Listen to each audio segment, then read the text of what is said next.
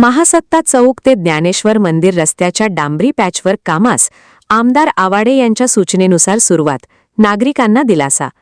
अनेक दिवस प्रलंबित असलेल्या महासत्ता चौक ते ज्ञानेश्वर मंदिर या रस्त्याच्या डांबरी पॅचवर्कच्या कामाला अखेर सुरुवात झाली आहे. आमदार डॉक्टर राहुल आवाडे यांच्या विशेष प्रयत्नातून तसेच महापौर उदय धातुंडे आणि स्थायी समिती सभापती सतीश मुळीक यांच्या सूचनेनुसार हे काम हाती घेण्यात आले आहे. या रस्त्यावर पाण्याच्या पाईपलाईनसाठी करण्यात आलेल्या खोदकामामुळे रस्त्याची मोठ्या प्रमाणात दुरावस्था झाली होती. त्यामुळे नागरिकांना मोठ्या अडचणींना सामोरे जावे लागत होते.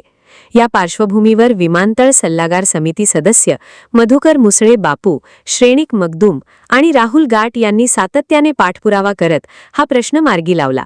आमदार राहुल आवाडे यांनी या कामाचे महत्त्व ओळखून संबंधित विभागाला तातडीने सूचना दिल्यानंतर डांबरी पॅचवर्कचे काम सुरू करण्यात आले असून ते पूर्णत्वास जात आहे. या कामामुळे महासत्ता चौक ते आमराई रोड, टाकवडे शिरढोण मार्ग, शिक्षक colony, Kamakshi residency, Dnyaneshwar colony आणि पवारमाळा परिसरातील नागरिकांना मोठा दिलासा मिळणार आहे.